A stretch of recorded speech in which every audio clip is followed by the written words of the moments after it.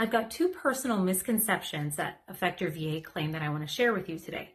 The first is, if a private medical opinion comes from a nurse practitioner or physician assistant, and the contracted VA examiner is a doctor, who wins? Okay, that's not how it's supposed to work.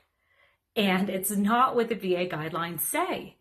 The 38 CFR and the M21-1 are very clear on this.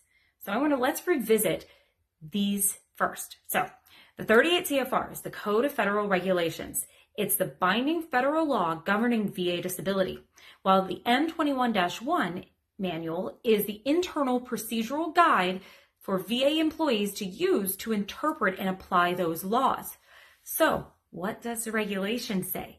Here's the definition of competent medical evidence. It is evidence provided by a person who is qualified through education, training, or experience to offer medical diagnoses, statements, or opinions. Medical evidence is not weighed based on job title alone.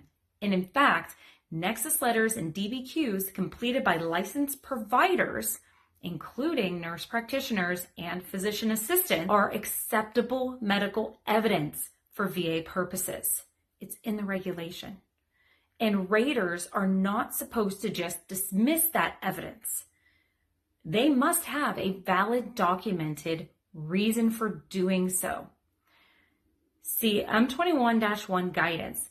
This is a lot, but extremely important. It's under the section on general criteria for sufficiency of examination reports. Here, I'm going to actually put that behind me so you can see. This is what I'm talking about. Documents should be generally accepted at face value unless there's a reason to doubt or question it. Claims processors may not dismiss a privately completed document without a justifiable and documented reason. If deemed inappropriate, they must document a reason in the VBMS.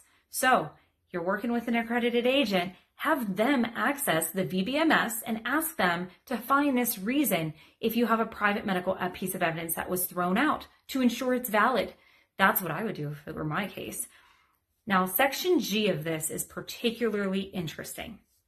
If the authenticity is questioned, indicators for that question should include, so for the provider, if there were errors in contact information, if the provider is located more than 100 miles and reported seeing the veteran regularly, or that the exam was completed in person.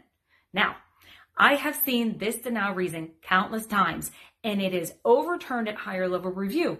Why? Because the distance is not a valid reason alone to deny. And every time I've seen this guidance, it was not applied properly. So for the document, let's talk about some pieces of that. You may have conflicting information. Your report of the facts must match up with what's documented. The other reason could be inconsistent editing to suggest the document was tampered with. That's a reason you throw out on the document basis. Now, on the veteran side, if the VA schedules a CMP exam, but the veteran refuses to report for the exam, that's grounds to deny. It's important enough to repeat. Show up for your exams if scheduled.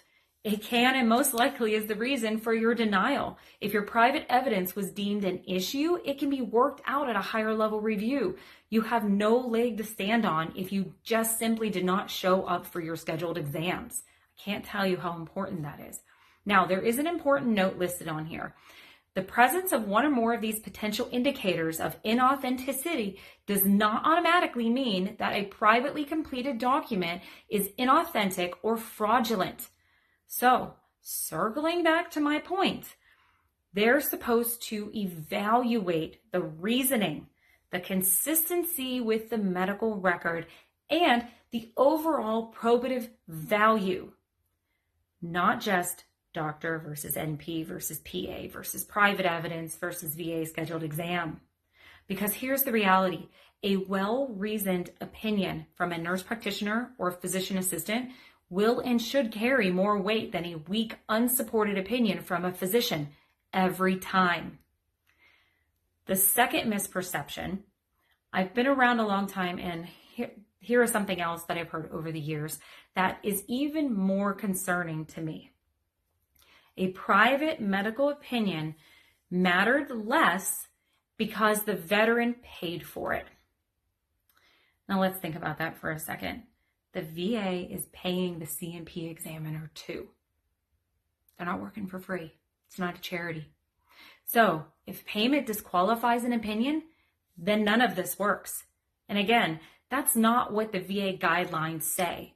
So remember, privately completed Nexus letters and DBQs are supposed to be accepted at face value, unless there is a specific reason to question them. Not dismissed because of who paid for them, and not dismissed because of a title. This kind of thinking is exactly how we see good evidence get ignored, and it's a great reason to file a higher level review if denied. So if you're a veteran, I want you to understand this. Your evidence is supposed to be weighed based on its quality, not the title of the provider, and not assumptions about how much it was paid for. These are important things. I can't tell you how many times I've seen them. And I can tell you from experience, a good Nexus letter or DBQ has a lot of work behind it. It could take hours of review of your evidence, care and time to properly document those facts of your case, and review of countless journals to ensure that the theory is fact-based and applies to you. It is an individualized effort from a place of love and respect for service to our country every time. Well, at least that's how the experience is at MRPY Professional Services.